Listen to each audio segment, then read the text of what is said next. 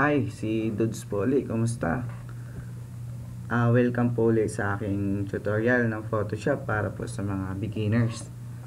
Ngayon, pag-aaralan po natin yung basic ng gamit ng paint bucket tsaka yung gradient tool. So, ano-ano ba ang gamit nitong paint bucket at gradient at ano yung mga kaya pa nilang gawin. So, unahin natin yung paint bucket. So, kung titingnan nyo dito sa ating toolbar,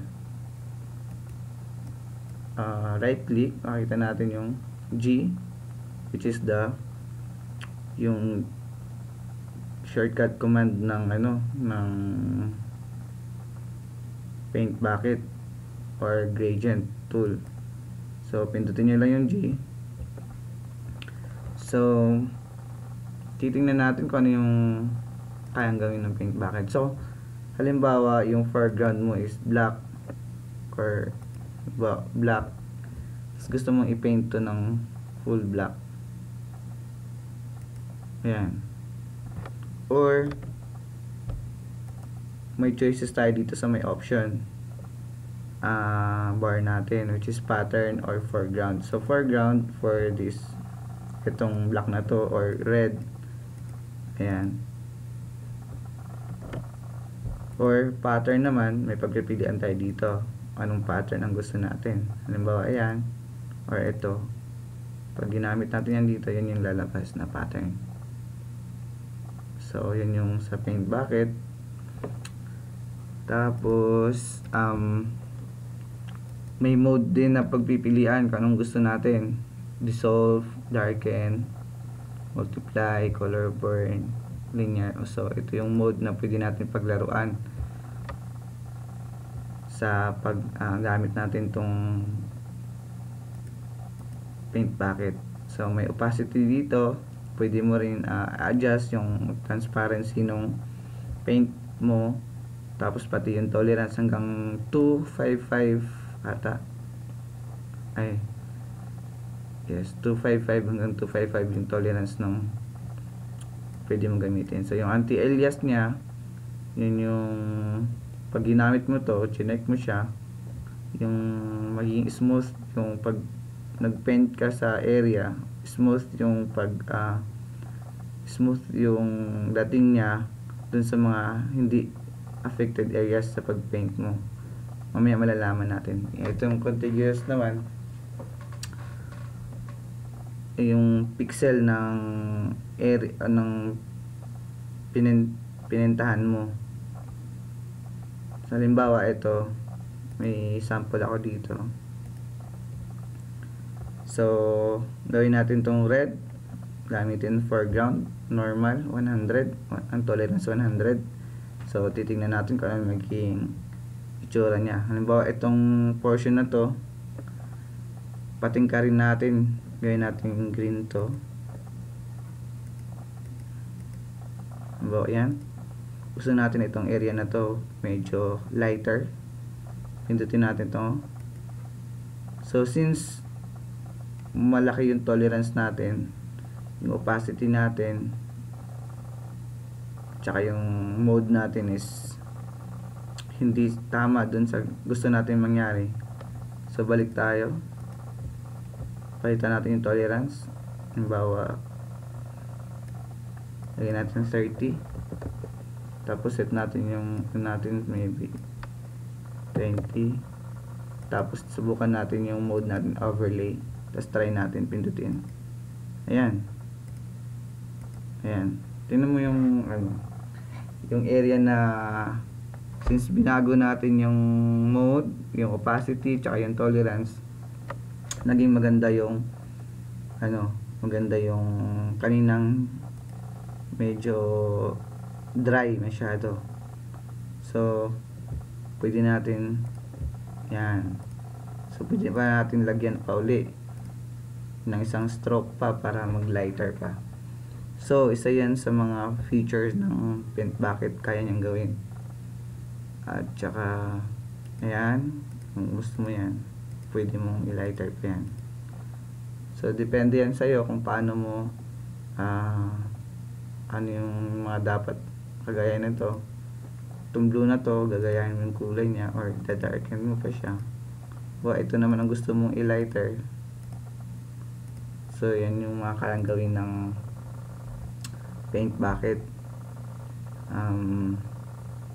So, yun yung paint bucket, no? Mga kayang gawin ng paint bucket. Or pwede kang maglagay ng normal or 100. Pwede mo gawin yung sulit, yung kulay. So next, yung gradient tool naman. Yung gradient tool naman, balik natin sa dati to.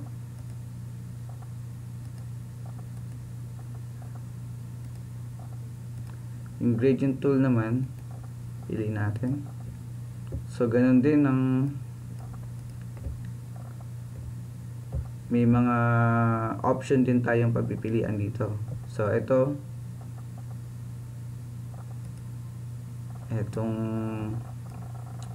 gradient, ayan, pwede natin piliin. May mga pangalan to. Pipindutin natin to, may editor. Itong gradient editor, may mga pangalan to.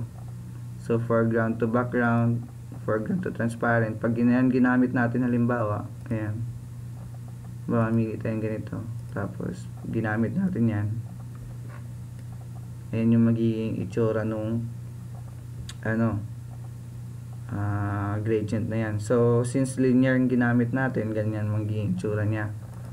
May option din dito na radial. Pag radial naman, ganyan naman yung magiging itsura nya, halimbawa, yan. So pwede mong paglaruan, pwede mo rin palitan yung kulay. Itong stops na to, pwede mong paglaruan. Yan, gusto mo green, yan yung magiging itsura nya. Pag ginamit mo yan, yan yung magiging itsura nya. So meron pa dito angle gradient naman. So ayan yung magiging, so pwede mo pag-eksperimentuhan, pwede mo palitan ng kulay. May mga preset dito na pwede mong gamitin. Since ito sa akin, marami na akong load na mga preset. Itong maliit na gear dito, nakakita nyo, dito kayo makakahanap din ng mga presets, no? Kagaya itong color harmonies, pindutin mo lang yan, tapos i-append mo, tapos makikita mo na yun dito. So halimbawa, i-reset ko to. Okay, reset.